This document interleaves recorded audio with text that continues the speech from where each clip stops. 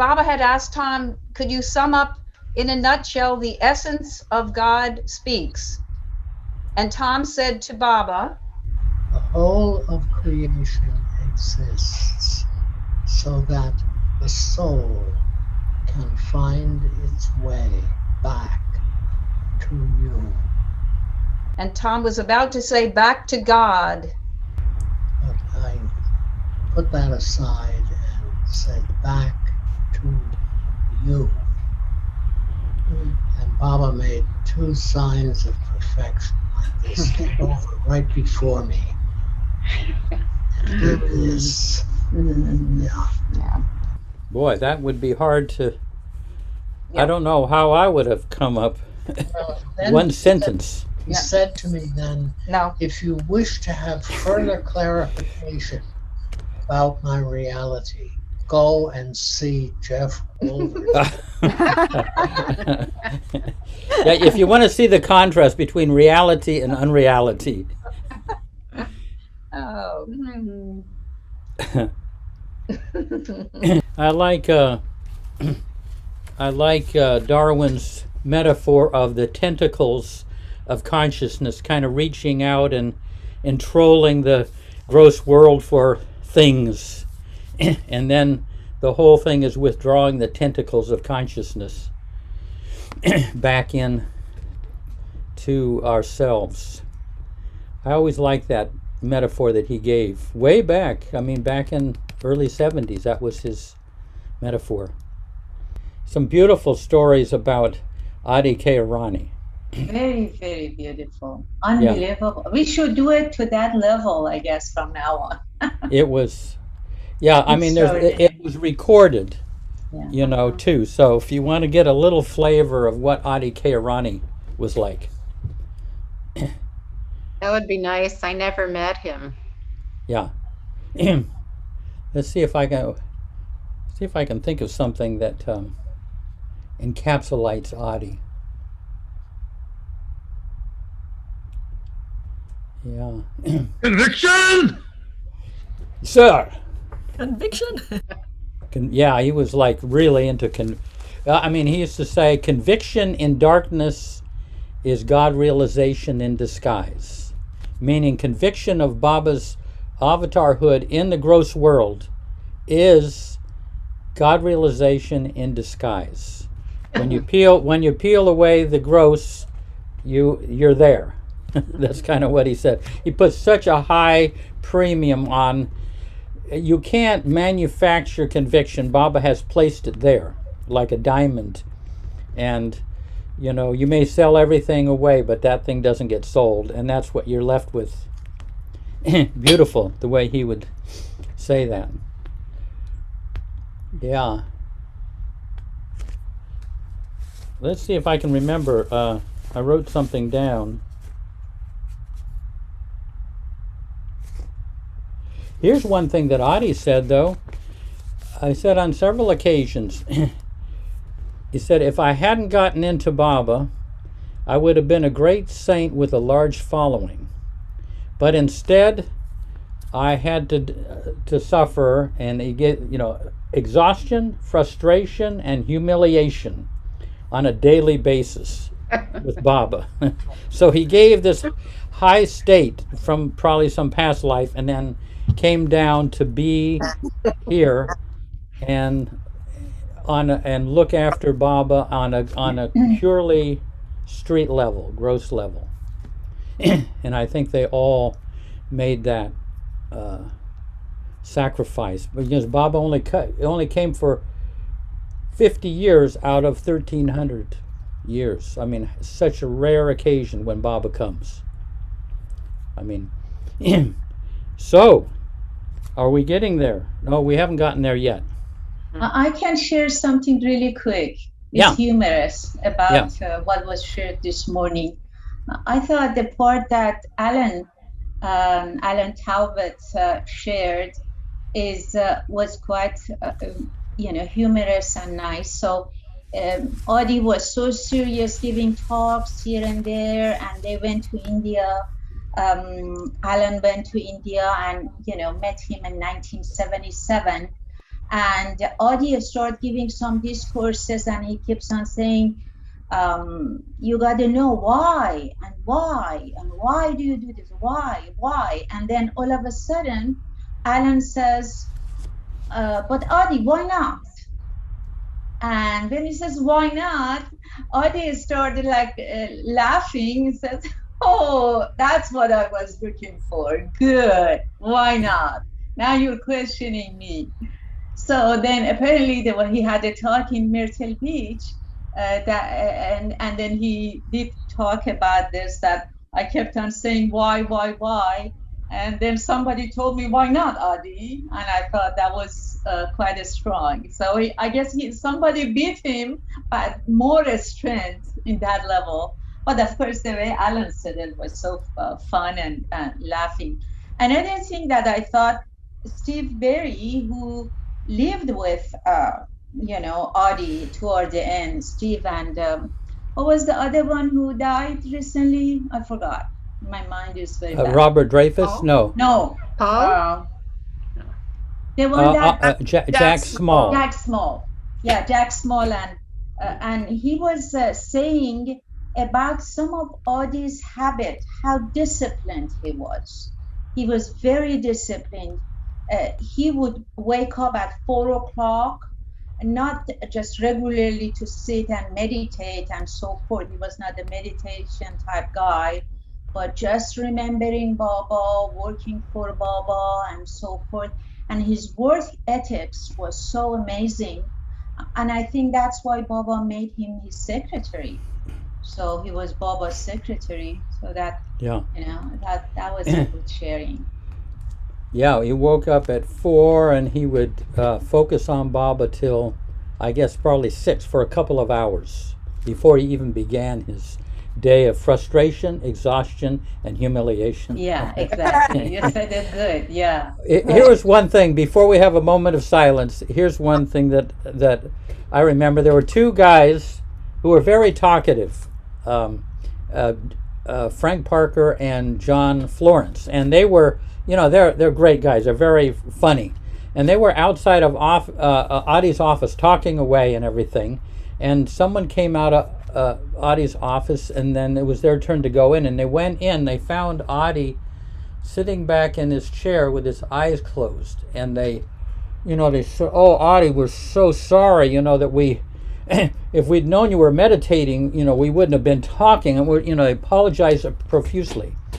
And Adi, with that kind of finger he had a finger like that. He said, "I do not subscribe to that form of meditation that does not include noise."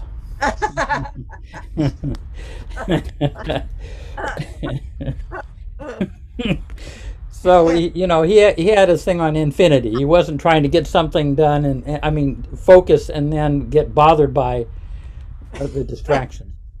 Anyway, let's have a few moments of silence.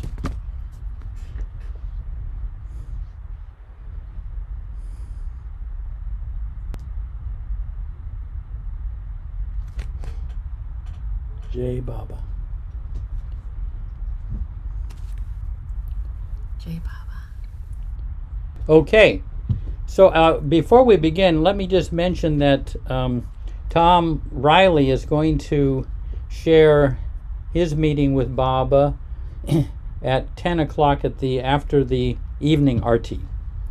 There are only about 30-some people left in this country who met Baba, so this is this is a first-hand story. So I'll let you know that. Now, this chapter is giving our all, and I thought of a couple of stories. One was that Erich used to share. Many of you may have heard it, and maybe Mayor Prasad might. I couldn't find this story, so this is just as I remember it from many years ago. But Baba was giving a darshan, I think back in the 50s, somewhere in India, and there were thousands of people there, and people were coming up. He was on a dais. People were coming up and bringing flowers, garlands, coconuts, and fruit and everything, laying them at Baba's feet. And and it kept kind of piling up, and people would have to come and put them off to the side as these offerings were coming. And what happened at one point, Eric said there were two mounds. I mean, he held his hands out about maybe 4 feet high, two mounds on either side of Baba. And at a certain point, Baba said, put up his hands, stop. He said, I am the creator. I've given you all of this, and now you're giving it back to me? I don't need it. No one gives me what I need. And there's like a pin drop silence. I mean, because suddenly this darshan is stopped. And as I recall, some little lady in the back very shyly says, well, Baba, what do you need? And Baba said, I am the personification of perfection. And what I need are your imperfections. Give me your imperfections. So that was beautiful. I mean, if you're worried about what you're giving to Baba, don't worry. It doesn't matter. He wants our imperfections. And the other story was, this happened in the early 70s. Some of you may have heard this, and I was young and immature. I'd been with Baba for a few years, but I said to Erich, what if this is Mandalay Hall, where maybe 30 of us sitting around. I said, Erich, what if I went out last night to a party, I got drunk, and I had a wild time, and I just carried on. And I knew Baba wouldn't be happy with it, but I just did it anyway. And this morning, I've got a headache, I feel miserable, I'm hungover. And then I kind of paused. I said, does Baba want me to give him my hangover? And Erich, he's on the other side of the room. He says, yes, give him your hangover. And the embarrassment of having such a meager gift to give your beloved will inspire you next time to have something more precious to offer. And then I said, but still, well, I should back up. What I said, I don't want to burden Baba, with this hangover. It was my own doing. It was my own, choice. I'm willing to suffer it. Should I give Baba my hangover? And Eric said what I said there. And so he said, give him something more precious to offer, but always give Baba whatever you're feeling deep down. And I said, but still, Erich, isn't that a burden to Baba? He said, brother, it is a greater burden to Baba to withhold anything from him than to throw on him the worst of yourself. And that was kind of, I felt that came from Baba through Erich right into my lap. So he wants everything, good, bad, and ugly. And he may regret that he opened up the door to all that from us. But that was what Erich said. So. Okie doke. So, page 51, page 29 of the PDF, Prodigal Sons. Martha, you care to read? Sure, thanks. Yes. We think of the Avatar or Messiah as the one with the divine power and authority to remove all of our burdens and give us salvation with a sweep of his eyelashes. Well, Mayor Baba could do that, and he would give us brief experiences like that now and then. But he has also pointed out, especially in his discourses, that while he is with us all the time, helping us, and his grace is always with us, we do have to do some work in the Augean stables of our subconscious, where our sanskaras sit waiting for expression. Around Baba, the problem of dealing with sanskaras was given immediate attention. The heart center would be open almost imperceptibly and without any outward sign. Baba would remove a whole host of inner barriers. Waves of love that were coming from Baba all the time would break down the ego, melt the heart, and dissolve massive amounts of one sanskaric rubbish. And Baba's precious love glances, which remain indelibly imprinted on my consciousness, would convey the beauty and sweetness of the Divine Beloved. Soon I would find myself swimming in the ocean of light and love. I would experience an instantaneous lifting of veils so that I could see more clearly within. Inner realms of his being would be revealed to my consciousness, and I would have the experience of seeing God everywhere. These experiences were the means Baba used to inspire me to continue making efforts to decondition my mind of sanskaras, as Baba says we must do.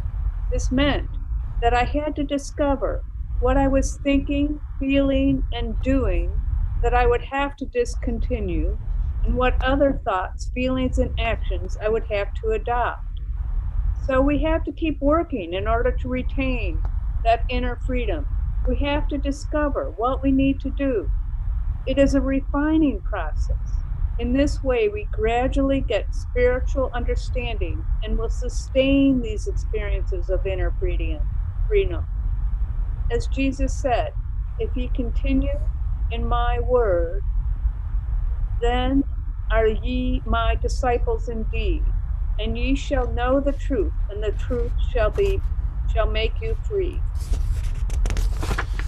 Through assessing the truth, we banish the false. Our ideal, the one to which we aspire, becomes a fact. All of this is done not just through self-effort, but also through enlisting the aid of the Master himself. So we have to accept his grace and interior help. As our friend, he is continuously working for our liberation.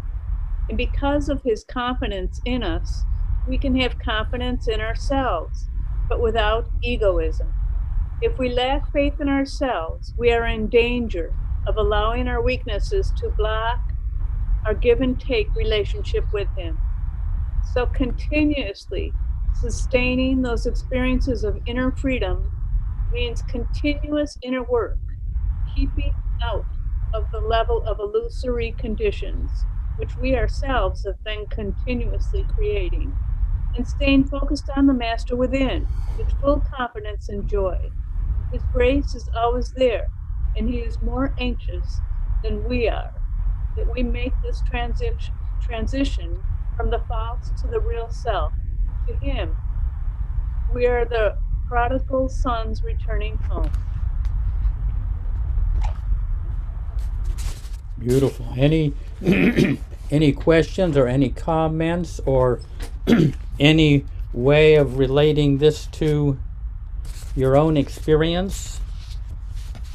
I mean, it's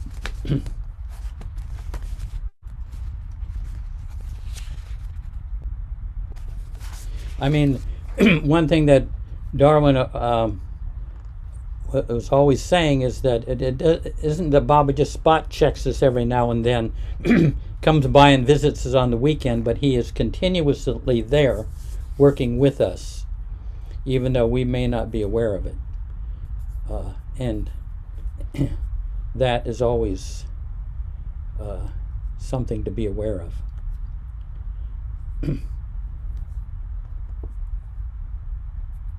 Gabriella. Jai Baba, I like just the sentence here, and because of his confidence in us, we can have confidence in ourselves. I've been thinking, especially, I was thinking this before actually, but Adi's supreme confidence in Baba, and I've been thinking myself a lot that my confidence in Baba is growing so much more, and what that means for me is knowing that he is the avatar, knowing it deeply, without doubt, with certainty at every moment, and not forgetting it really, and not letting it go. But how did I get more like that? I asked myself. And it's through knowing how much he loves me And that has given me, I mean, it's like that he really loves me how I am, loves my nooks and crannies, loves the good, loves the bad.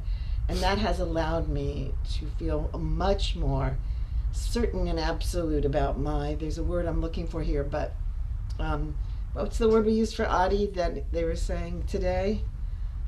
His Conviction? Conviction. The conviction in his avatarhood, which is, once you have that, it's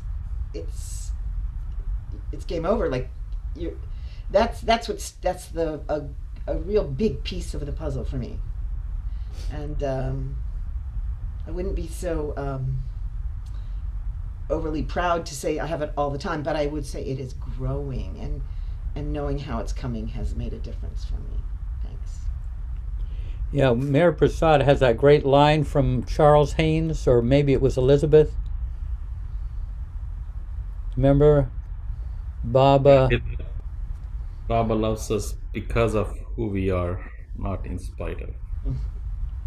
Yeah, thank God.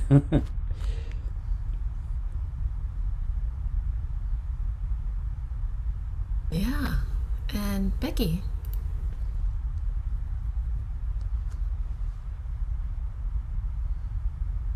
Hi, yeah, I was realizing it would be nice to hear just a summary of the story of the prodigal son, which I don't know that well enough to offer it, but if anybody does, I'd be interested.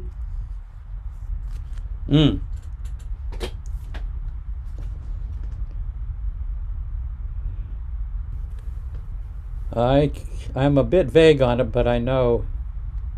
I know it. Oh, good. Shall I go ahead? Yeah, go ahead. Go ahead. So there was a man, and I think he had 3 sons, and a couple of them worked very hard in the fields and helped him, etc. But there was one son who was profligate, and he would spend money, etc. And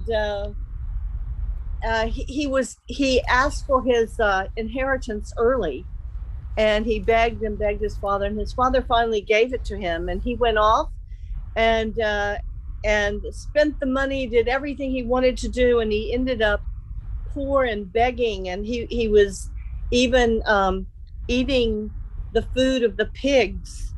And he eventually said, well, at least if I go to my father's, I can stay in the barn, something to that effect. But anyway, so he's on his way home, and his father sees him coming, and he's so excited that he tells his wife to to kill the fatted calf and prepare a big meal, and they're going to have a big celebration for this son who's coming home. And the son comes home, and they have this, they clean him up and all that. They have the feast, and the other brother was very jealous, and he said, Father, why is it that you do all this preparation for this son who's gone away, and he hasn't done anything you've asked, and he hasn't obeyed, and he hasn't done this, and he hasn't done that, and you haven't done that for us, but you've done it for him. And now I can't remember the punchline. The punchline was something like that he was lost and was found, or something like that. But and trusting in the Father. I'm sorry, I'd have to go back and read the last part. But the essential thing was that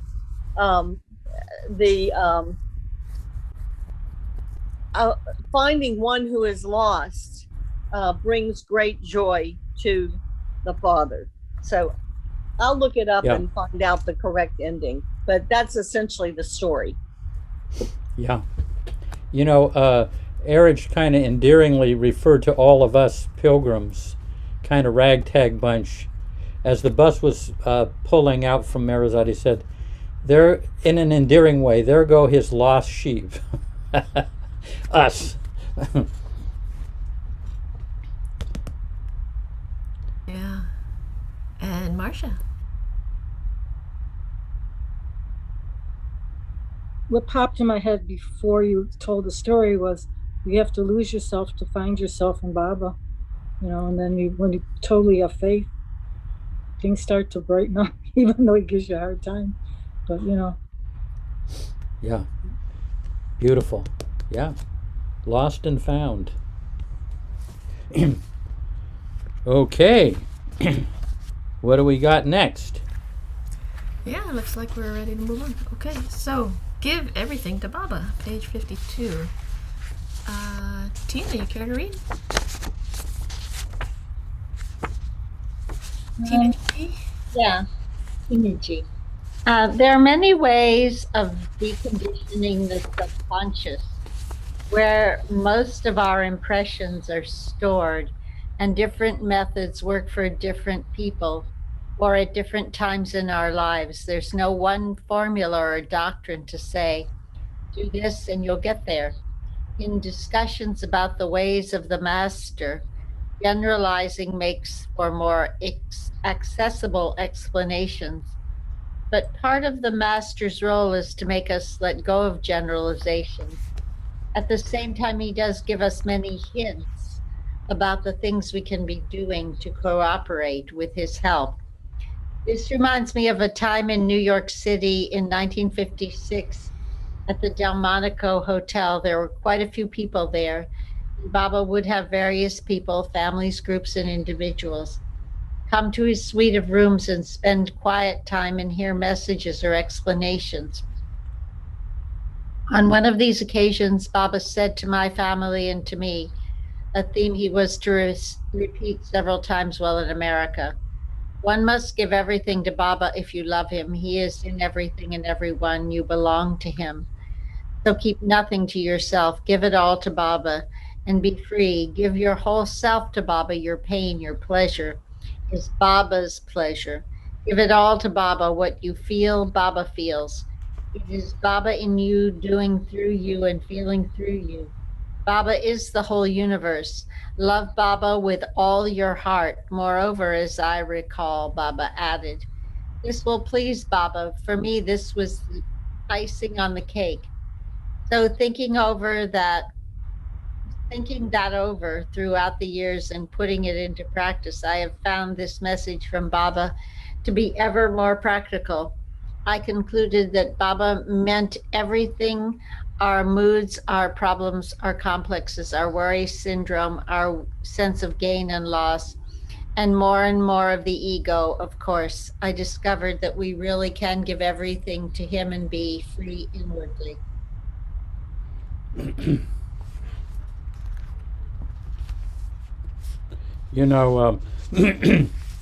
One of the profound things here where Baba says, Baba, what you feel, Baba feels. Now, can anybody respond to that? What you feel, Baba feels. I mean, is that kind of something kind of vague, or is there some kind of real sense of that? Because this is one of the big things that Darwin, a cornerstone of his following Baba. There were a couple of hands before you asked the question. Elizabeth? Oh, yeah. I was just going to finish the story. I looked it up to make sure I got it right. So it was two sons, and that was essentially, it was a little more complicated, but the older brother became angry and he went to the father and pleaded when he says, I've obeyed you all these years, never disobeyed your orders, and you've never even you never gave me a young goat so I could celebrate with my friends. That when this son of yours who has squandered your property with prostitutes come home, you kill the fatted calf for him. Now the son, when he came home, did say, Father, I have sinned against heaven and against you. I'm no longer worthy to be called your son. And then the father did all these things. And then what the father says to the elder son is, My son, the father said, you are always with me, and everything I have is yours. But we have to celebrate and be glad, because this brother of yours was dead and is alive again. He was lost and is found. Beautiful. Thank you. Lovely. Many felt that on meeting Baba for the first time. And Mahu.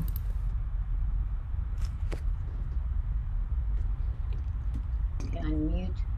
I share something quick about the question that Jeff asked, if we can share, what is our understanding about what you feel, Baba feels. I remember when I came to Baba in the beginning, my relationship with Baba was very different. I mean, he was more present. Every time I would ask him something, he would respond. It was amazing. And of course, now he's gone until I call him. No, come on, Baba. Anyway, so I remember when I had some kind of an addiction. Addiction means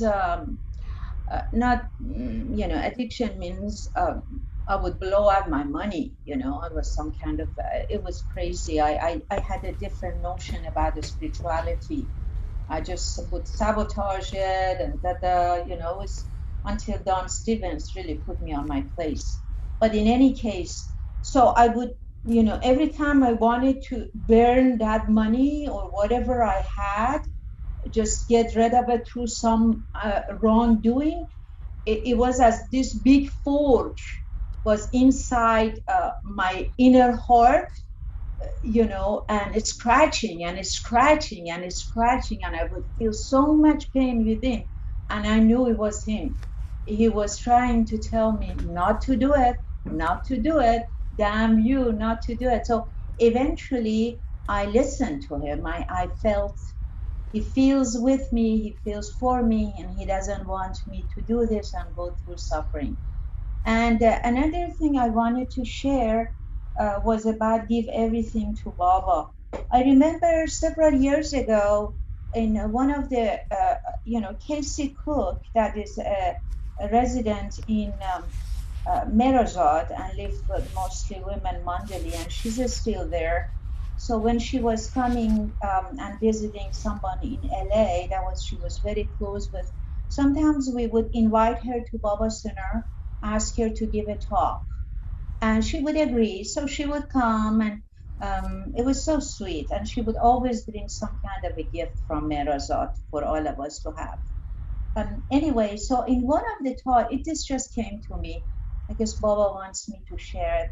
So in one of the talk, she was spontaneously sharing about her experience with Baba, and she was making this recommendation. She said, anything and everything, good or bad, give it to Baba. Give it to Baba and don't hesitate. He's there to receive it. You better believe it. And she was sharing one of her experiences, and she said, one time, something happened, and it was very agonizing for her, and she was trying to overcome it. She couldn't, and this was a pattern, so it happened again.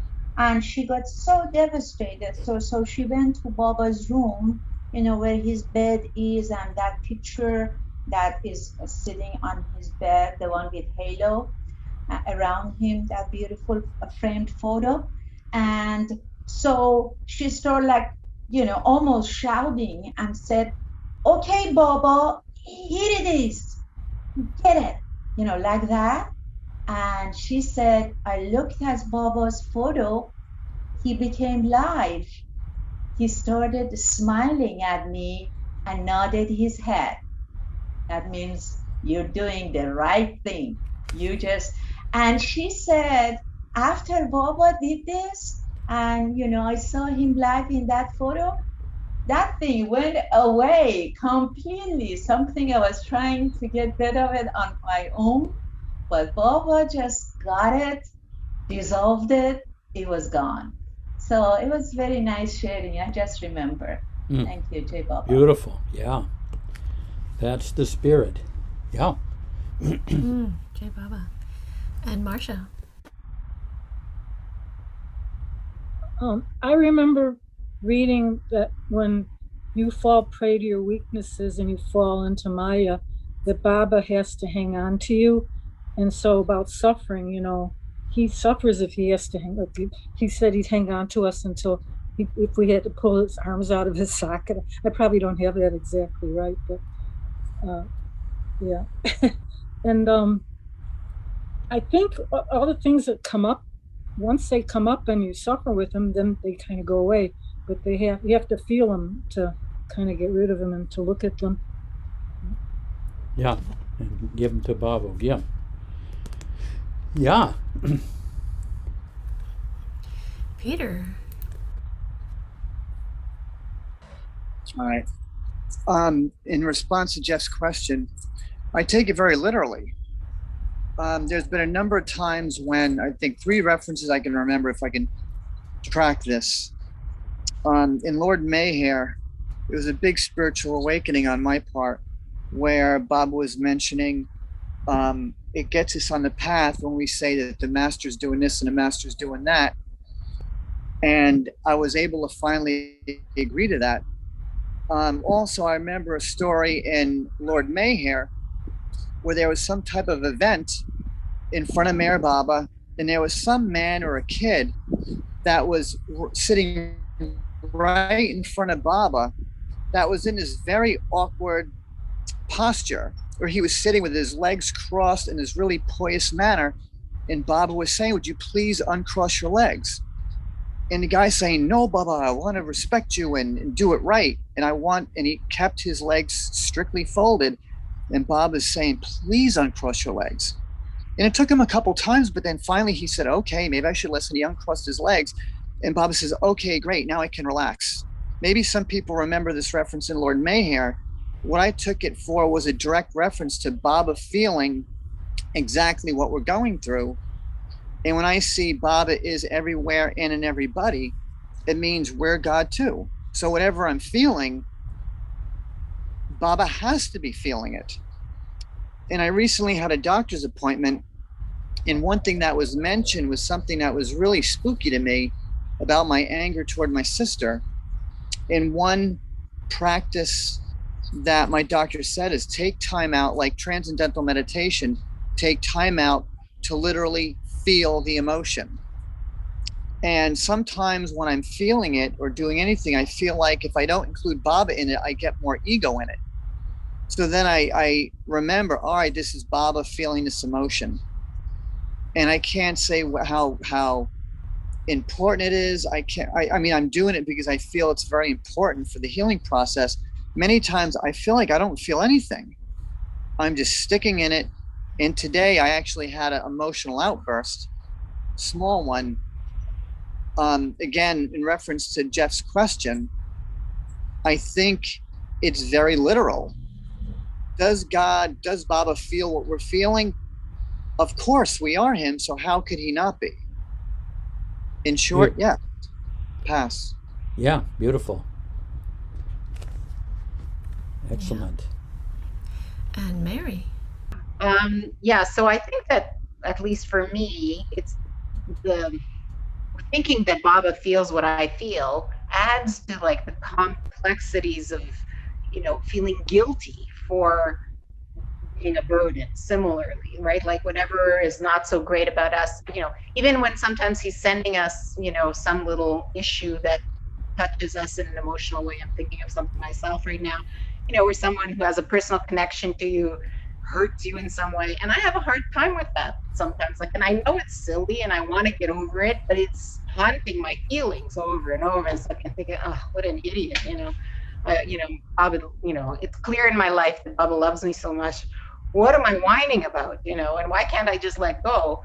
But then this actual quote I came across this week, and it's like, don't just give it to him and be free. Like, be free. And when it's like I forgot, right, that I could just give it to him and I feel free right away. It's sort of instant. Instead of being mired in this circle over this whatever, knot is in my thoughts and feelings, which can be pretty persistent for some crazy reason. Beautiful. Excellent. All the examples are great. Now from Seattle. Yes. Yeah, when I was listening to this this section, I was also caught by the Baba feeling in you, and my experience has been that when I'm feeling happy, it's hard to remember Baba is feeling happy, but generally when there is pain and suffering, when I think that Baba is having this pain and Baba is going through this suffering, I find that I remember how he suffered during the last years of especially during the last years of his life. And it encourages me to be cheerful because I don't want him to go through that suffering again. So I find that that's really where it helps, because I know that he suffered so much. I don't want this suffering of mine to add to that. So I try to make an effort to be a bit more cheerful. That's where it helps. Beautiful. Beautiful. The one thing that Eric really brought home to me early on about this is, if you want to know how Baba feels to live in you, you go to your deepest feeling, what you're feeling now. If I'm feeling anxious right now, that means Baba is feeling anxious in me. And by focusing on that, because I talked to him about that, I thought, well, if I'm focusing on the anxiety in me, I'm just thinking about myself. But Eric brought home to me, no, you're focusing on Baba also. He's sharing that. So it's one of the direct ways of focusing on Baba is to focus on your deepest feelings. How you're feeling in this moment is how Baba feels when he lives in you. And by focusing on that, you're not just focusing on your own hang-ups or whatever. You're focusing on how he's feeling. And it's a very intimate thing. It's, it's hard to imagine that Baba, because we kind of have Baba over here kind of transcending the way, he doesn't feel all this petty jealousy that I'm going through. So he's up here and I'm down here with the jealousy. But Baba is down feeling the jealousy. And that's one way of getting in touch with him at your personal level. Yeah.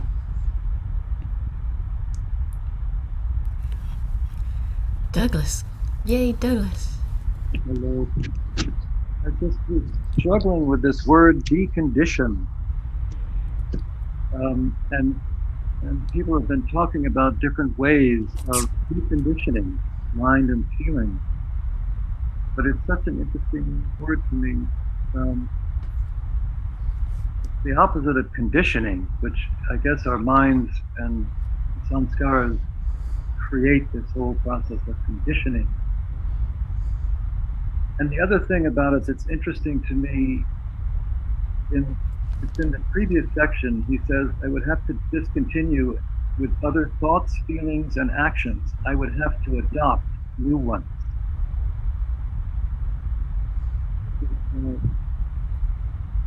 Really talking about an aspect of effort. That we actually can create thoughts and feelings that are perhaps easier to work with, are positive, and the sense that Darwin gives of changing, of adopting new thoughts, new feelings, actions, even to less historically mired. Yeah, Darwin really stressed sublimation as a way of deconditioning. instead of going to the bar tonight, you go visit your grandmother. You go to a little more of a wholesome experience. No, I'm just joking.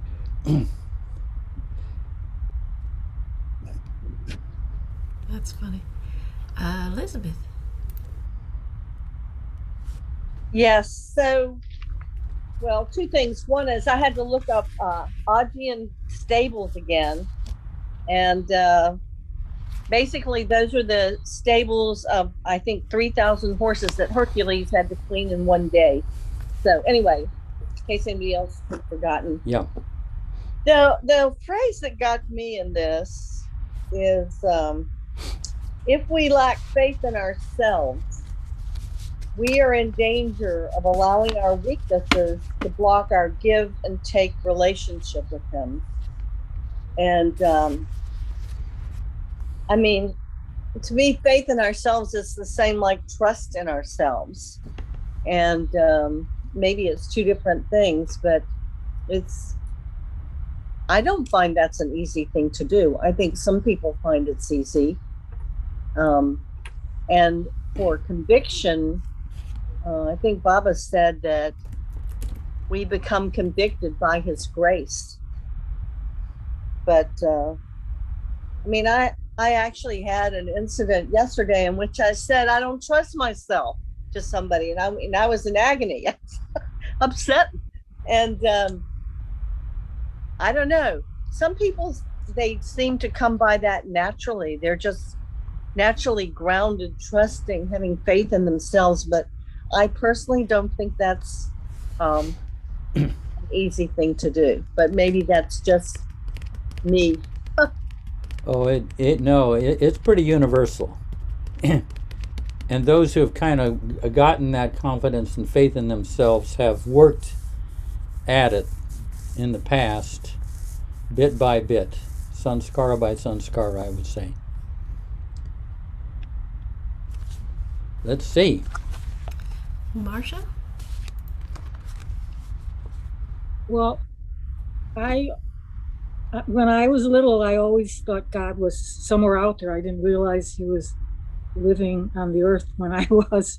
And when I found him, I found out right now is that what I'm having fear of is that I'll lose him again, and now I realize that I'm not. So I'm feeling fear because I realize that he's not going to leave me again, and I'm not going to have to go back and be lost and hanging on to his diamond, and he's there, so it's like he was always there, but I just forgot, or couldn't, whatever. But my biggest fear in having faith was that it would disappear and I would go back, so now I'm feeling better. So it's easier to move along knowing, hey, he's really there and he's not going to desert me. And, I just have to be obedient and try to follow the rules. And then today I realized, hey, I did something that was a little not good. And then I said, oh, that's balancing my sanskaras, because you can't be all good, because then you get lopsided, But anyway. Good, yeah. No, that's wonderful. Oh, Stuart. Yeah, I believe it's under qualities of the aspirant. I'm paraphrasing a little bit, but I believe Baba said that indispensable for us is faith in the master and faith in our ability to carry out our understanding of the truth. Right, Jeff? Something like that? Yep. Yeah. Faith. Well, there are three types of faith that Baba talked about: is faith in oneself, faith in the master, and faith in life. Life is a little bit can be unreliable, but have the overall faith. Yeah, but what struck me was that faith in our ability to carry out our best perception of the truth of that. Yeah, that's in there. It's beautifully stated. Yeah, that you can remain true. Faith that you can remain true to your ideals is one element of faith in oneself. And in my early years, I didn't have real faith in that. I've acquired it over time. Know what you are giving. We cannot give Baba everything consciously. However, until we first become conscious of what we are trying to give him, we can give only to the extent that we are aware. So we must become deeply aware of those specific, particular sanskaric knots lodged in our subconscious minds. Many of us are closed to what is going on at the subconscious level, and hence are unaware of the sanskaras stored there. Thus, some work on our part is required, work that is done primarily through the heart center, where we become aware of the sanskaras as desires and impulses. This work of becoming aware of our sanskaras and giving them to Baba is an action of the heart, not the mind. Sometimes it helps to visualize and itemize things to give to him. This changes our mood and redirects the current of our energies. We should keep giving all these things to him and become intimate with him, in the sense of consciously becoming a companion with him. When we begin to give everything to Baba with sincerity and integrity of purpose, we gradually become more and more conscious of what we are giving him. We usually have no problem of becoming aware of our positive sanskaras and giving those to Baba, but we often tend to anesthetize ourselves against the awareness of the negative sanskaras rooted in our subconscious, which hold us back and keep us tied to illusion. These sanskaras include negative tendencies, weaknesses, blocks, desires, complexes, and faults, and they take such forms as condemnation, anger, grief. This is not to say that we always have to know the precise name of each sanskara within Baba. For example, an internal block we simply cannot understand may come to the surface, and we might experience it as a vague, troubling energy. In that case, we consciously acknowledge the energy of the unnamed block and then give it to Baba, expressing willingness to have it removed. When we feel Baba's grace move the block away, we need to let it go and be wiped out completely. He will do this. It is part of his working with us. Wow. So much is said there. Any comments or any examples? I know Darwin used to say you can't heal what you don't feel. I mean, he says this in the opening paragraph. You really have to get in touch with these troubling things within us and then give it to Baba, not just saying, oh, Baba, I'll give you my jealousy. You know, you got to feel it deeply and then give it to Baba. That was Darwin's approach. I was just thinking about, you know, it's all about the awareness of our energy. I mean, I feel like, you know, it's easy to feel all the things that we've been talking about, like, you know, guilt, jealousy, you know, a lot of these things are easy to feel. But I wanted to know, you know, do you think there's a change in our energy when, you know, there's an actual shift in our energy if we actually have the awareness of when we're unloading something? I mean, I have so much energy and I have motivation, I have conviction, but I don't have the awareness of when things are changing. That's what I want to know is, you know, what can I do to have more awareness to understand when things are changing? And I mean, I feel like I've grown through this pandemic and I have, you know, this lovely Artie family to keep me going with Baba's love. But I want to grow more, and that's the thing that I struggle with is, you know, I feel guilty, like, you know, yeah, I haven't read God Speaks 7 times, you know. There's things I feel guilty about. How do you I don't know. I guess I think I had too many distractions during my question. Yeah. No, what you're saying is very important. I mean, it's yeah. Well, I'll hold off, and there someone else might want to respond to Martha, but I think, or otherwise, we'll keep it on the table, so to speak. Good question. Elizabeth? Okay, I'm just having to look things up tonight. So I looked up that quote about faith.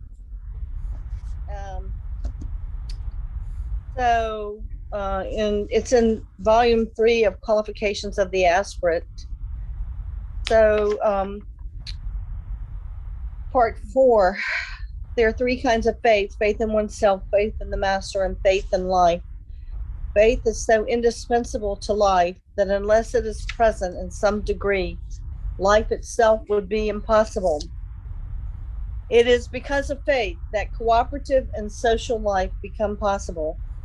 It is faith in each other that facilitates a free give and take of love, a free sharing of work and its results. When life is burdened with unjustified fear of one another, it becomes cramped and restricted. Which is interesting, that part, it is because of faith that goes through the sharing of work. That's actually what I've used as my dedication for my dissertation many years ago, when I was wondering where in the world did I get that quote, because I put down Mayor Baba, but it's interesting that that's the quote that came up tonight. Yeah, good. Yeah. I was going to address a little bit about what Martha was talking about, or what hopefully might, if I could shine some light on it, because I had quite a revelation in the last over a week and a half. And without a lot of story, it was a incredibly challenging time for a friend of mine, who I am on his DNR, do not resuscitate. And it's a friendship. It's a 12-year-old friendship, not a Baba lover, a very opposite character than perhaps I might myself see as myself. But I've been practicing seeing God in everybody. So to me, it was another drop soul in a situation. In the process of effort and grace and being on the path that I'm sure everyone who's on this Zoom call is on, a situation arose that was life and death to him. 11-day hospitalization happened, intubated, very critical, came out with a lot of different things. I was called in to assist, ended up at my home, recuperating for several days, finally got him to his apartment. Then I realized he was, what life had given him, he had to juggle a lot of balls in the air, so to speak. Diabetes, COPD, congestive heart failure, hypertensiveness, on oxygen 24/7. Big thing happening. And I kept witnessing and seeing divine happening in his life, and my part, observing my part there. And conversations had to be had that were, unfortunately, from his perspective, very heated, very difficult, very much in pain, witnessing his pain, what had been taken away from him in terms of his life's ability, all this kind of stuff. And what happened to me in that moment, what I wanted to say, Martha, to you and to everybody here, is I recognized that I was seeing in him what Baba sees, what we all see in the one, the many of the one. Now, I was witnessing his incredible struggle, his resistance to what was, to what the universe Baba was giving him. I'm going to use our terminology. He wouldn't use that, of course. And all of a sudden there was just, it was like a light switched in me to recognize the part in the play I was playing in life with him, but with a whole different lens to look through. The lens of my heart saw me in him. And that moment was what I feel I've wanted a lot, to be able to be aware of the divinity, the play of life and the part of life I play, but a vehicle for the energeticness to happen through us, if possible. And so everything has switched now. I mean, it's still a very critical situation. I'm still in a position with him to be caregiving at a distance. I'm the person who's arranging all this stuff, but I no longer am struggling with him or help him see something. I'm just being the part that needs to be played, hopefully with love and compassion for him and pleasing Baba. But I'm seeing Baba there. I'm seeing and witnessing and feeling something that I didn't know. I mean, I knew I was striving to have in my life, but it was like, I don't think we get to say when it happens, is I guess what I'm saying. I think we just have to show up, continue on the path of looking towards Baba, towards the divine being, towards the creator. And then the lens of which we're looking through is very different. If Jeff, like you would say, maybe it's the heart lens or the soul level, but there was something that happened that happened. I witnessed there was no me really witnessing it, but I was aware of the shifting of what was happening. And I don't know but it was applying to, I mean, this idea of we're giving it all to Baba. I mean, always in the back of my mind, I got the 911 call on the silence, 15-minute worth of silence on the 31st when he went to the hospital. Okay. I mean, Baba said from the minute I got that call, I got this. And so throughout the whole thing, I've been thinking, well, Baba, you got this, but why am I involved with all this? It was his anger, his frustration, all this stuff, but it was my anger, my frustration. It was the universal part of humanity struggling not to let go, not to lose their identity, not to lose the power of, quote, control. He has the whole thing. So it was a very big awakening for me in whatever that play of life is and how it's going to play. I have no idea. I just know and trust that it's happening.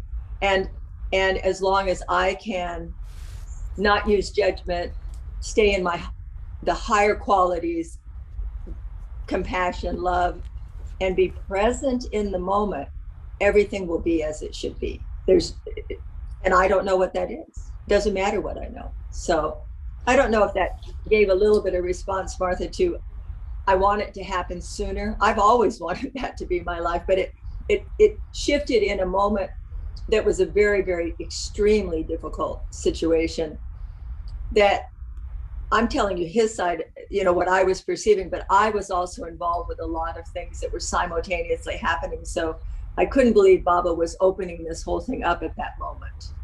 But it was just, it's opened, and now it's just a happening. It's just an experience that feels loving, as opposed to life and death or anything like that. I don't know if I'm getting this across the way it happened, but it was interesting in relationship to our ability to want to have something different, but to really settle into what is his will and have a part in whatever that means and play your part, if that makes sense to anybody. What about them? Yeah, I mean, it sounds like you saw demonstrated in this situation all the work that Baba's been doing in you for years. Yeah. Suddenly you're able to do it. Yeah. But I wasn't even aware I was doing it. I could just witness it and see that it was all for awareness. It was all for compassion and presence and love. I mean, this is a friend. He's not the closest friend I've ever had, and we don't ever have conversations even close to this. You know, he was someone who worked for us for years, house sit for us, this stuff. He knows Baba because he sees Baba on our walls, but for him, he's a truck driver. You know, he's not, if you look at the people in the picture from judgment and conditioned mind, you'd see a whole other thing happening. But I could see Baba placing the absolute perfect everything in the perfect place to have the awareness shifted. And I think Darwin could always see that. You know, I mean, Darwin was aware, and I aspire to that awareness, but I can't be the one that gets me there. I have to kind of just keep giving up, not, you know, and playing the part, whatever that looks like, I think. Yeah. So, yeah. Well, in another response to what Martha said, from Darwin, that he used to say that Baba's being is impressionless. So whatever you give to Baba, whatever impressions you give to them, are dissolved and gone forever. Mm. Even whether or not you see any results, there's Baba kind of gave me and Darwin kind of gave me the conviction that whatever you give to Baba is gone, but that's one layer at a time. And it's just like a child. When your child is growing up, you don't notice that they're growing very much, but when your uncle comes by and sees the kid after 6 months, like, wow, look at how much he's grown. But on a daily basis, it's hard to see the work that Baba's doing in us. Yeah. Until like in a situation, sometimes you find out you're more confident, you're more fearless than you thought, or more creative, whatever. Anyway, we should Elizabeth, move along. I was just trying to understand what Janet was saying. I think she was saying that her focus changed to a different kind of focus. Did I get that right?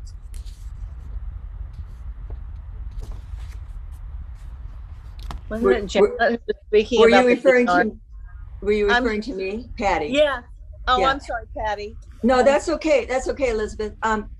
What it is I witnessed I came from a different place in me, and it was a shift of awareness, and I could see me in him. I could see just the human struggle of being embodied and not wanting the body to shut down. I mean, we all, I mean, I'm attached to the form, but through this effort and grace and through the process of all this intentional focus inward, something shifted. And the shift was in the lens in which I saw what was happening. So that to me sounds like it's the same thing we've been talking about, of Baba wanting our focus to shift to more his kind of focus. Right. So you that actually happened with you. Yeah, but I can't say I did it. I can only say I experienced it. Yeah. Yeah, what that says to me is that somehow some veils got removed and you saw differently. So all this work you've been doing with Baba, all of a sudden, when you needed a different way of looking at something, you had it. Right. That's right, amazing. which was a gift. No, it was one of those wow moments. I mean, because I had, and that has been carrying me through, and this will be there's more ongoing, I'm sure, because, I have a respite today because I've been on all this Baba Zooming today, and it's been wonderful because I've been able to reflect on what came up, and then we'll see how the next week plays out, because there's an engagement going on here that will not, it's gonna still, I'm still engaged. That's all, I've made a commitment to this particular soul to assist, and I'll show up. But showing up is at a level which I had hoped to, but did not even know I was capable of, I guess, or that, that play could have had that particular, whatever it was. Yeah. Well, it sounds to me, looking from the outside in, that it's like you're seeing Baba in him, Baba and other people. Ooh. Anyway. Yeah. So when we see that, we can see him feel us in every. I'm really certain he suffers and feels everything we feel. I mean, there's no doubt in my mind about that, because that experience of this particular person lose his name, I saw such incredible suffering, but I saw Baba suffering through him. It was amazing. Yeah. So beautiful. The value of purging.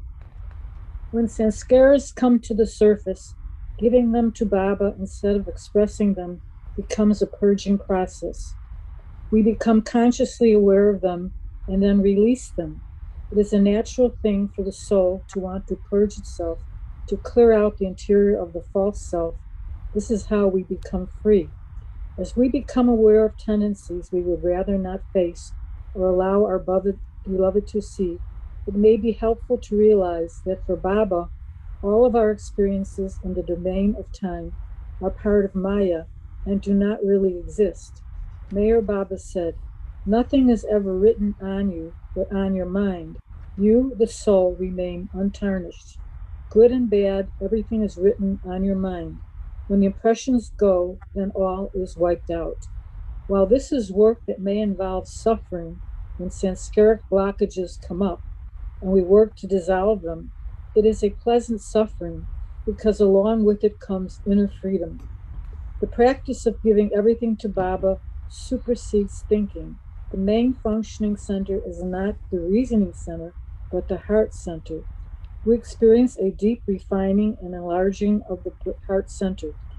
The heart pain that may be experienced during this purging process is transformed into heart longing. The purging releases energy from the subconscious, and this desire energy becomes jet fuel for longing for God rather than desire for gross objects or attainments. I always been a worrier, and I remember when I got lost in the woods in Mayor at the Pilgrim Center, that God could have helped me find my way. It's like with fighting the tiger, I had to find my way on my own, but he was there, and even where I live now, I'd be afraid to go out at night and walk around. And I started realizing realizing that I have lost things, because now I'll go and walk around a lake at night and not be afraid. And I had that big fear of being lost in the woods from when I was young, but going to Myrtle Beach was the first time that I felt free enough to go out in the woods and, find my way back. So now I'm realizing that's one thing that's gone. And then I'm thinking, well, why am I worrying about this? Baba says not to worry, because then he won't worry for me. So I'm realizing that I'm really happy. I'm only sometimes get caught up in being unhappy when something affects me, like my daughter having a problem. And I'm learning now to not attach to that. So I'm actually taking a mindfulness class, which helps with breathing. And I have to do everything: Tai Chi, breathing, meditation. But I rediscovered taking a class in painting that's my real love, and that's what really saves me, is that now I'm just drawing and painting all the time. I don't want anything anymore. I don't need anything. I'm lucky. I said, well, we're really lucky. I have everything I need, but that's all it took me to be almost 75 years old. I said, I'm a late learner, right? Beautiful. Yeah. It's like, whoa, it took me a long time.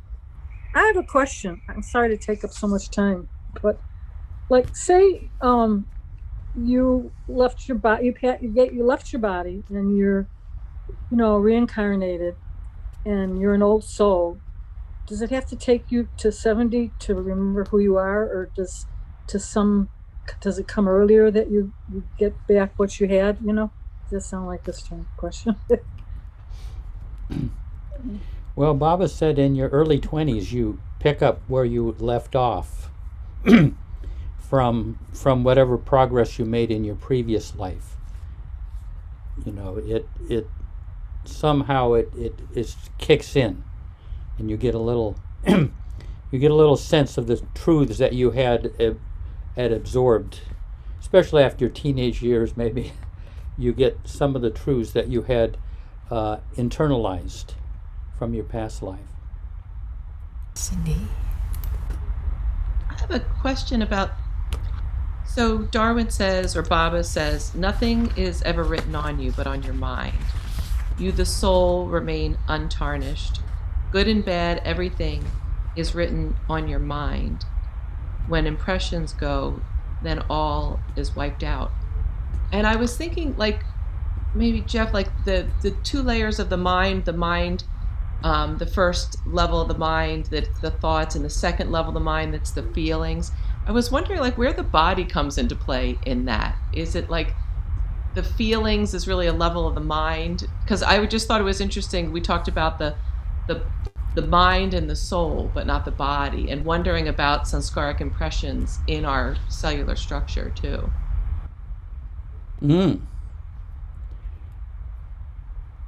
Let's see. Anybody can respond to that.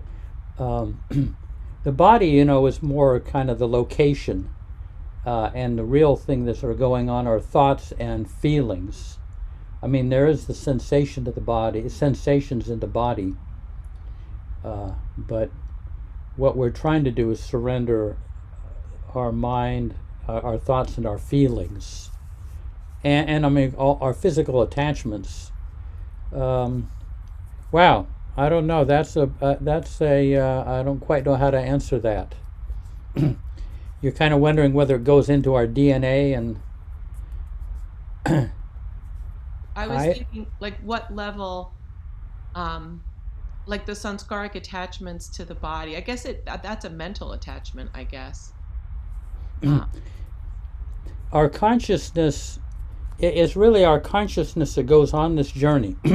And one of the things that consciousness, it identifies with the body, so it thinks it's the body. It identifies with the mind and feelings. I mean, those are those tentacles that go out and get enmeshed in these things, but we're really not that. And basically we have to kind of withdraw our tentacles from of our consciousness from being enmeshed in the body, which is one of the heavier things, but also feelings and thoughts. So we're kind of we're backing into the soul, and if we cannot be so identified with our personality, self, and everything that's in it, we are moving toward our soul. But someone may be able to answer this better than me. Robin? I don't know about that, but I feel like it's two things. It's a vehicle, of course, for us to come and do what we're supposed to be doing, but it's also, I think, the manifestation of what's on the mental and subtle planes and of all of our sanskaras and all that. That it's like the representation and manifestation of all of that from that level. Excellent. Yeah. Well said. Yeah, I just remember Baba saying that our physical body is the mold of the impressions of our previous lifetime. Yeah. It's actually the mold. It's the outermost expression of the impressions that we have accumulated and expressed in our former life. Yeah. And I also read, I don't know if it was with Baba or some other, maybe Ramakrishna or someone, that we grow gradually from lifetime to lifetime, and our physical appearance doesn't change that much. So that's how we recognize each other, especially people we have close connections with. Yeah, if you look at Leatrice, Darwin's daughter, and you probably got it from Darwin, that Darwin, she said that Darwin had been Ralph Waldo Emerson. Yeah. And if you see Emerson and Darwin, there's a similarity. There's a great resemblance. Yeah, there's a resemblance, and even his eloquent way of speaking is similar. So, yeah. Elizabeth. Yeah, when Cindy was speaking, we've been reading recently about thoughts and feelings in God Speaks, and they went into a lot of detail about it, but did not specifically relate it to the body, that the body's, the gross body was kind of the leftover natural and unnatural sanskaras from animal forms, evolution. But anyway, that particular question, at least I think it's addressed in God Speaks, and maybe to a certain extent in the Nothing and the Everything. Okay, yeah. Yeah, we're coming down the home stretch here. Rosalie and then Jeff, sorry. Rosalie? I remember Esfandiar Vasali saying he wanted to stay in his body to make progress. So the body's important. You know, I mean, if it's important for us to get to where he is, it's just important, you know. Yeah. And didn't Darwin say something like, if you feel something in the solar plexus, it's, you know, it's like it's a wake up call. The solar plexus, you know, you really kind of just the body, mind, feeling connection. It's important. It's all kind of, you know. I mean, say if you get hit by something, like I've had experiences. I had a boss walk in one time where I was working somewhere. They changed bosses on me. And I felt like I'd been hit in the stomach. I've only experienced that a couple of times in my life, but it was an indication of I should have looked for employment somewhere else, you know. I mean, it can be very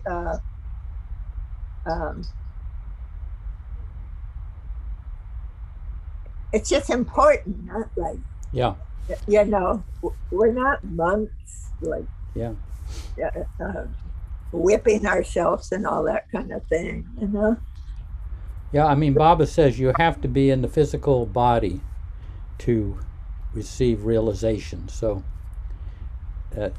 there's, you know, and ideally we can make it into a temple or a vehicle for love, for his love. Yes. Yeah. Fazbel?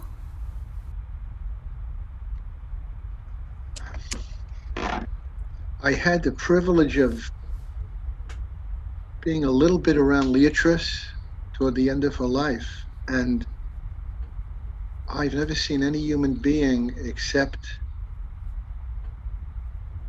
what she accepted so compassionately and gracefully as she was dying of cancer. Just remarkable. The good cheer and the sense of acceptance that she had at many Baba meetings, it was extraordinary to watch her. And extraordinary pleasant person, always in good cheer.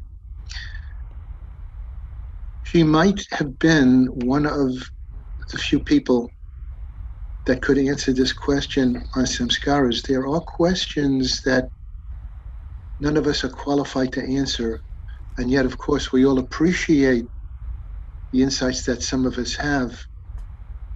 But I think it's very important sometimes to just be acutely aware that there are questions sometimes that none of us are qualified to answer, and yet we take the courage and the love to, you know, share what we've gleaned in our lives. It was wonderful to hear Patty speak about how she had this Baba awareness to be his instrument. I think that was a remarkable example of how one does have faith by those kind of experiences that one has. And we can also sort of dovetail into an experience like Adi had, even though we didn't have it, but when we see it in a Baba lover, a Baba sister or brother, there's sort of an osmosis, if we allow it to enter our being, that enhances our own faith. Yeah, so true. We're all benefiting because we all have fortunately our experience is unique, but we overlap in so many ways, and it's so valuable. My own personal experience, and when it comes to sanskaras and the heart and the soul and the unwinding, or what, I mean, I perceive stuff in my body. I mean, I don't know the connection, like Jeff Aspel was just saying. I don't really know what the connection is, but when I sense that something's shifting, when I sense that some mental pattern that is well ingrained in me, when it's perhaps being worked with Baba, you know, and the effort and grace is happening.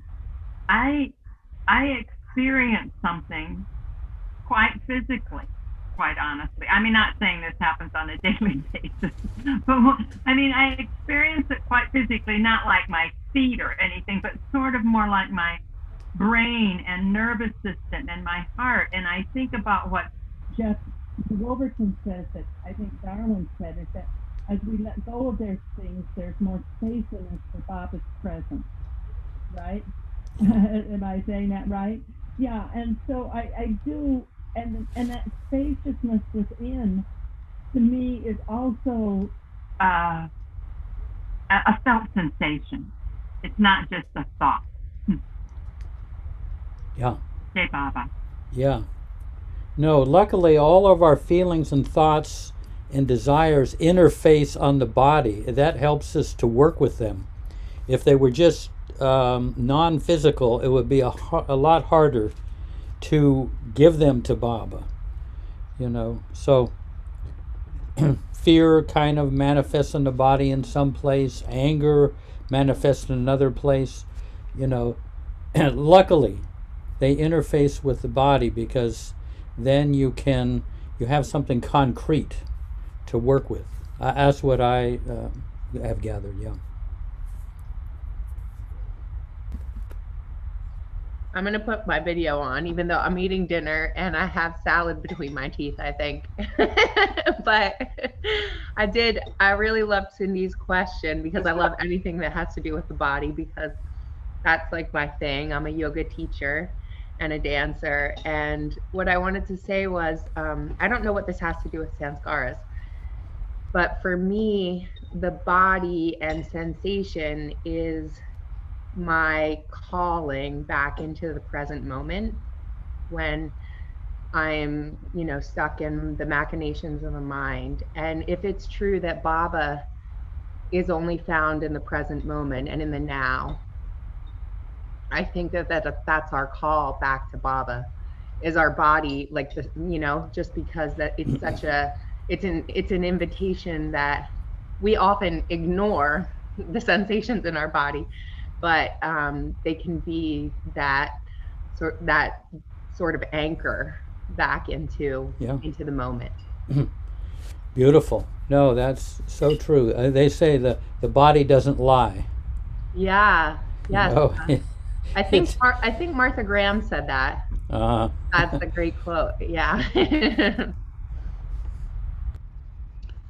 Yeah, just a couple of notes. I've heard the term embodiment an awful lot lately being used today. And one thing I'm really aware of, in doing, I guess call it coaching work, used to do counseling work and gone into some, it's called spiritual healing work, but basically uncovering deep issues and then laying them before God, so Baba lovers can lay them before Mayor Baba. But part of that path is to help somebody identify what are you feeling, where are you feeling it, and then, okay, give me an image of that. What's it like to feel that? And following that track can be really illuminating for helping to help somebody be clearer inside what's going on inside them, and can help to uncover some deep issues. Yeah, and give it to Baba. And give it to Baba. So that's the big icing on the cake. Jeff and I know we had training from the same person, and his great question was, okay, are you ready for a divine second opinion? Because what you've been telling yourself hasn't been working very well. Yeah. Yeah, beautiful. Yeah. And Shraddha.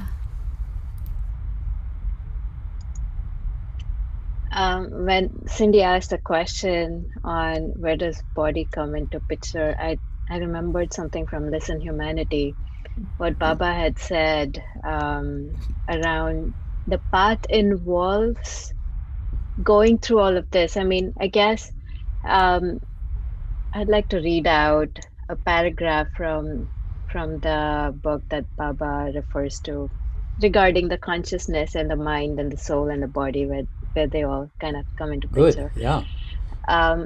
Throughout evolution, consciousness is developed in and through the mind and expressed through the evolving medium of physical form. But consciousness itself resides in the soul. The body is only the medium through which consciousness expresses itself. And I think somewhere he also kind of quotes that the path involves going through all of these, the struggles of the mind, the heart, the mind trying to reason, the heart feeling and experiencing emotions. And oftentimes I find myself caught in this irony where I don't believe this, but I want to believe in it. And initially I start with that negative thing, I don't want to. And then eventually I go through it by myself. That seems like an attraction. The negation or the conflict that the mind creates seems like it's attracting you to go through that experience. Baba very beautifully explains this in Listen Humanity too. I kind of don't have that section right now with me, but I think some of the things that got brought up here in this conversation are very beautifully captured there. Yeah, bring that next time. Sure. That, because this is it's beautiful where Baba says it's really the consciousness operates from the soul. It seems like it operates from the body or the mind or the heart, but it's actually from the soul. I'll tell you one thing that I was reminded of. I mean, I don't know if this will have any value, but it had great value for me. When I was early, this is back in the 60s, and I was just into Baba only a few days, maybe a week at most. And suddenly, I was in New York City, and everything became a dream. I just saw it as an illusion. And it went on for 3 days, and it was awful.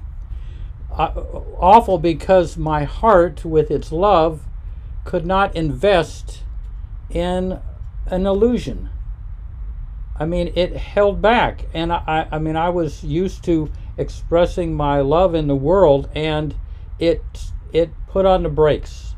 How could it invest in an illusion? But over time, Baba, after some days, Baba said, even though it's an illusion, it's always worthy of your love and your most loving attention. Even though this is illusion, it's worthy of putting love, which is real, into it.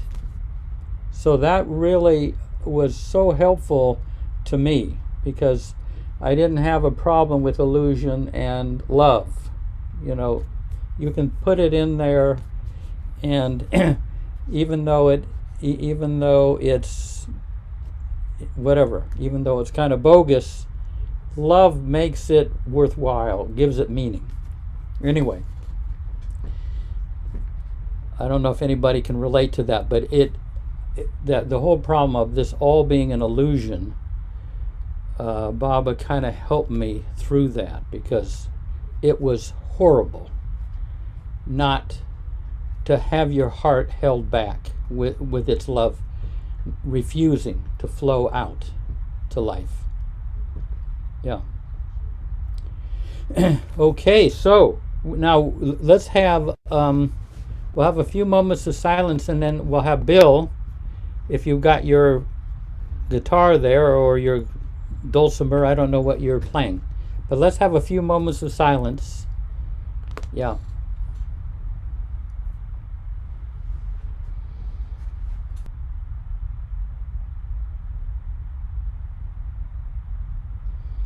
Jai Baba. This is first ghazal from Francis Rabazan's Book of Ghazals, In Dust I Sing, also known as We Have Waited All Night for You, and Now the Dawn Has Come.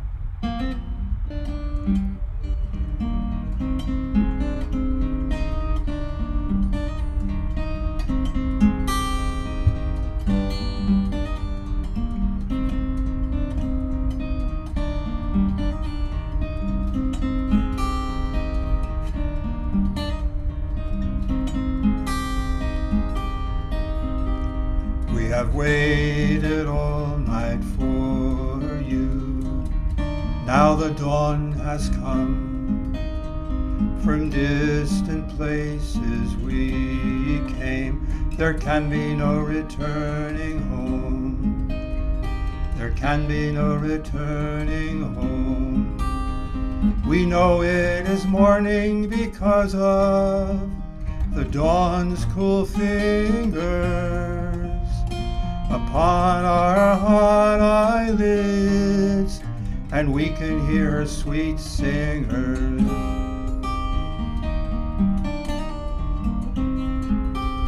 We have waited all night for you.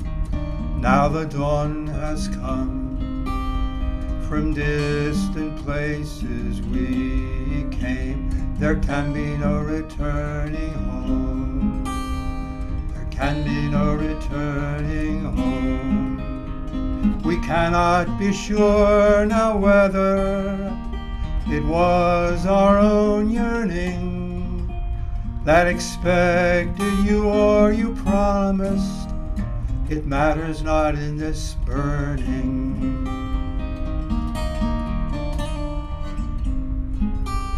We have waited all night for you. Now the dawn has come. From distant places we came. There can be no returning home. There can be no returning home. Neither have we our brightness, nor will we behold the new day. We've lost our eyes in the darkness, and are adrift on tears' ways way.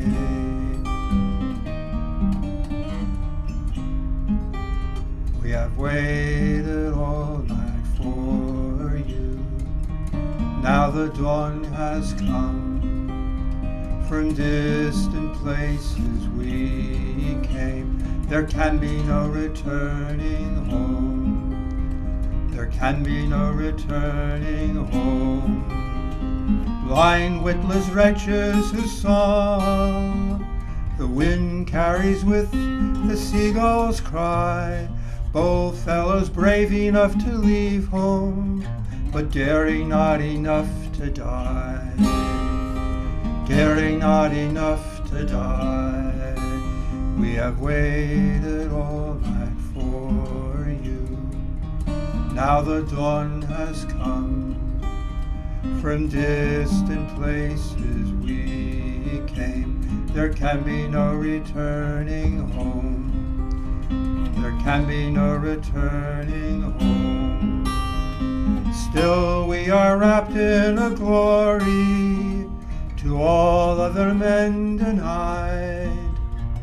We once touched the hem of your garment. This is our spirit's pride.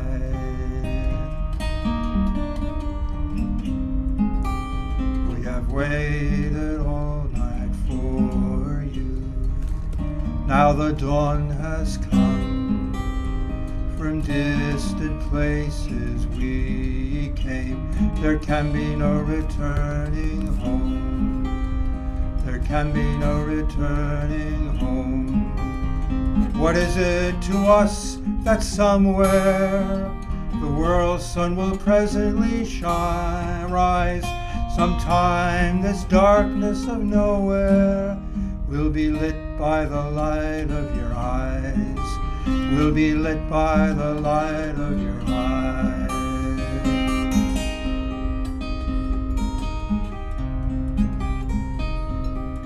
We have waited all night for you. Now the dawn has come. From distant places we came. There can be no returning home. There can be no returning home. There can be no returning home. There can be no returning home. There can be no returning home.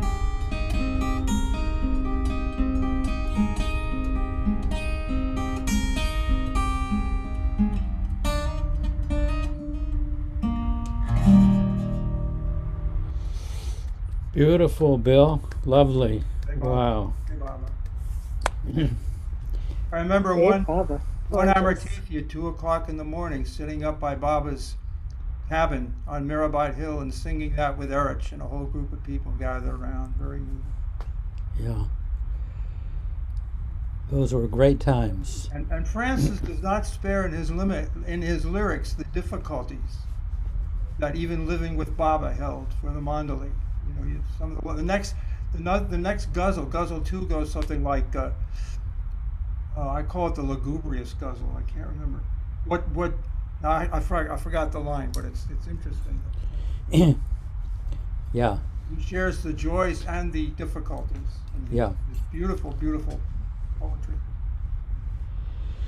Okay.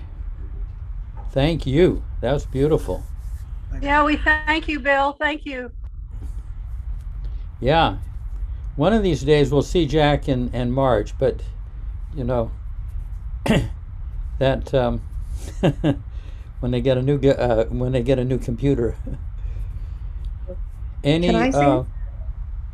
Go ahead. What? Yeah. Can I say something? Yeah. Go ahead. I just wanted to say a couple of years ago, I heard about. I think Whitekill was telling me that these new meetings had started with a book called Effort&Grace. And she said, oh, she was just aflame about the whole thing. But I listened to her and it sounded pretty good and so on. But anyway, I went to sleep one night and had this dream. And in the dream, I was in all these difficult situations. And then all of a sudden, this cat right here would show up in the dream. And this cat raises its paw up like that. He does it all the time. And in the dream, all of a sudden the cat would appear, raise its paw and say Effort&Grace. And then I'd go back to dreaming all these terrible things going on. And here would come this cat, Effort&Grace. And it would how it would just turn everything around. So, of course, I got up the next day and called Leica and said I need a copy of that book. And so that's my little Effort&Grace cat. I mean, it was just amazing. just come in and change everything. Effort and grace. All right. From the mouths of cats. I know. Yeah. Yeah. Oh, hey, Michael Childs. Wow. Haven't seen Michael in a few centuries. Cat's age. Yeah, hi. Good. Yeah, we just kind of coming down the end of Effort and Grace. We had we read from it and people shared their experiences and things, questions and all that. Do you have a copy of Effort and Grace, Darwin's book, Michael? Do we? Yes. Oh, you do. Good. I don't know where it is, but we have it. Yeah. If there's anybody who doesn't have a copy, I can, give me your address and I will send it to you. Yeah. Let's see.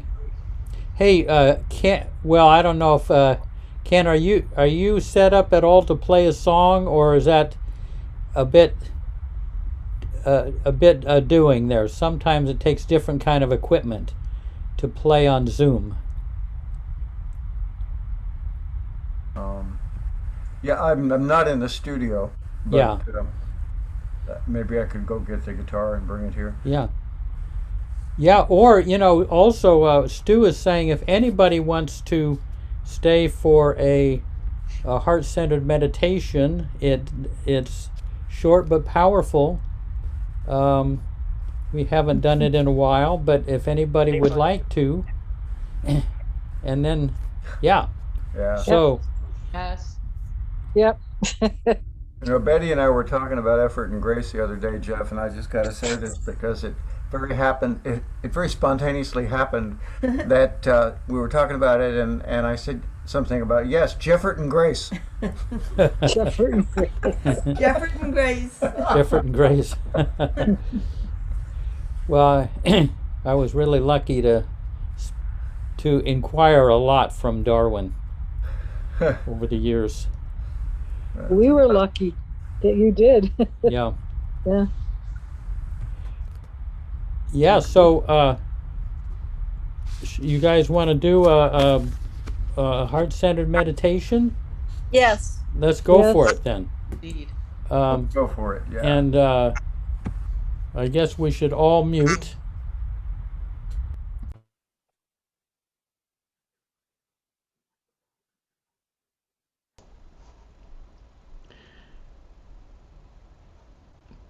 Yeah, so I'm trying to lower my microphone volume, but I can't get into the control. It's not allowing me in.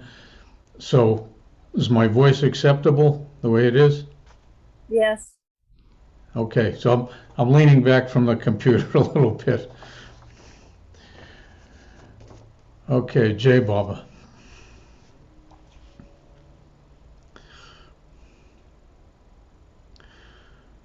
So just let yourself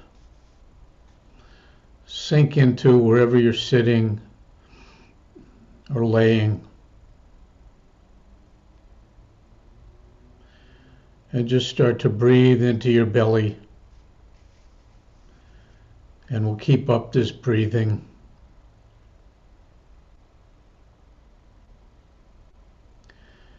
And let yourself just recede from the world even a little more as we go through this.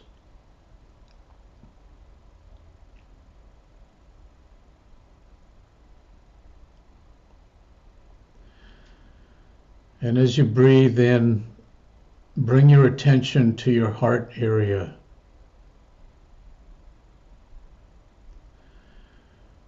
And take note of whatever you might see and feel there.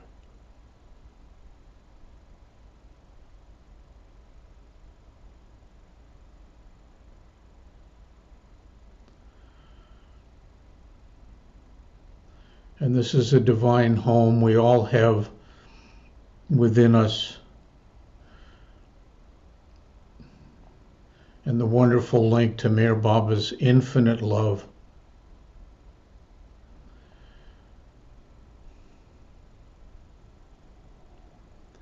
And the pool of his love is always full always available to us.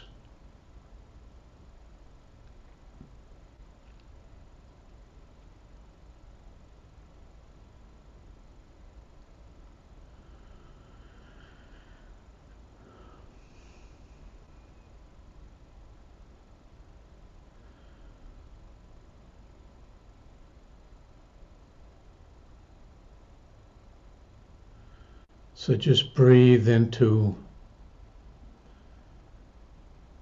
letting yourself sink into that pool of love for a couple of moments here.